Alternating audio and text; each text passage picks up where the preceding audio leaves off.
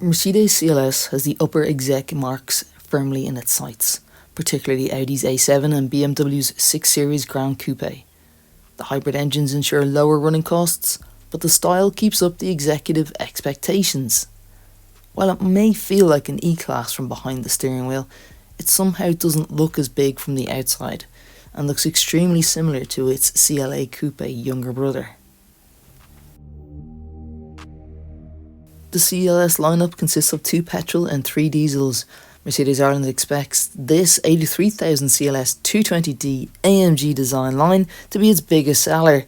There's also a CLS 300D and a CLS 400D 4MATIC models. And the range of course tops out with the CLS 450 and the AMG CLS 53. Most modern Mercedes come with the ability to adjust dynamic control, and while the steering, suspension and engine can be adjusted individually, or you can set comfort, sport or eco, refinement and luxury are what Mercedes do best, and unless you have an AMG engine, it's really best left in comfort mode.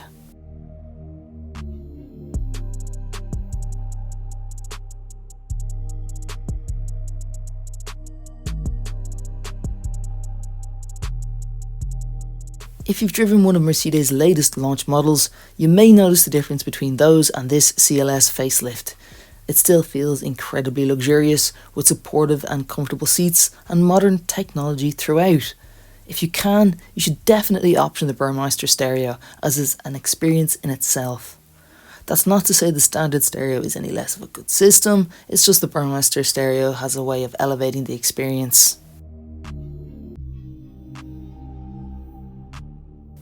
And yet the interior is absolutely near perfect. The widescreen dashboard display comes straight out of the E-Class. You also have the comforting ambient lighting that offers 64 different colours. Normally I'm the first to adjust screen brightness to a less retina burning level, but I found the difference in the ambient lighting that Mercedes has developed provides a cosseting and enjoyable environment, particularly during the winter months. It really lifts the mood entirely.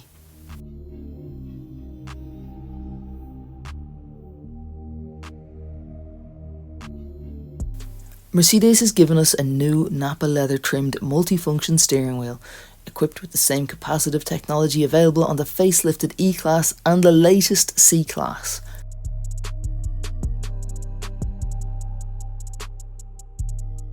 While the haptic feedback style buttons are de rigueur, they're small and packed closely together. This can lead to the odd accidental adjustment of track, volume or even a random phone call.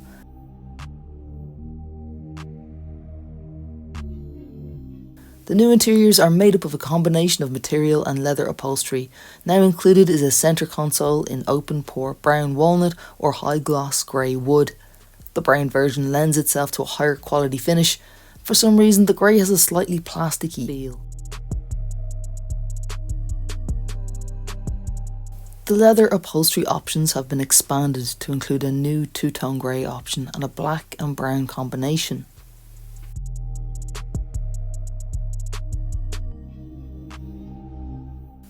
The space up front has a very S-Class feel. Thankfully, unlike the CLA saloon, the luxurious leather seats adjust in countless different directions, making it easy to find the perfect driving position. It's not as versatile as the E-Class saloon, and yet not as sporting as the soon-to-be amalgamated E-Class Coupe. The raised transmission tunnel and sloping roofline make it cramped in the back, and while you can technically fit an adult bike in the boot of the CLS if you remove the front wheel and seat post, it's a lot easier to do so in the A7 due to its lift-back boot design. Despite its exterior appearance, it's a large and heavy car, and you feel it particularly when cornering. It's best left to its own devices and kept in comfort setting to let the air suspension get on with its job of wafting the occupants along with a powerful and effortless aplomb. With this facelift, they've given us more efficient hybrid engines, a multitude of tech options and new, sleeker styling. The four-door coupe styling is desirable from an aesthetic point of view.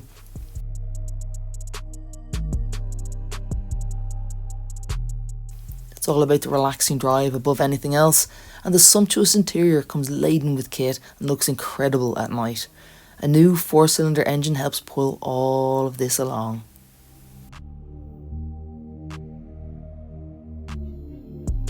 The rear boot space is limited due to its design, but at least they have split folding rear seats which are operated via 2 pull tabs from the boot. There's a really high lip which doesn't help when loading awkward items, but again, you're not buying a coupe style saloon for practicality.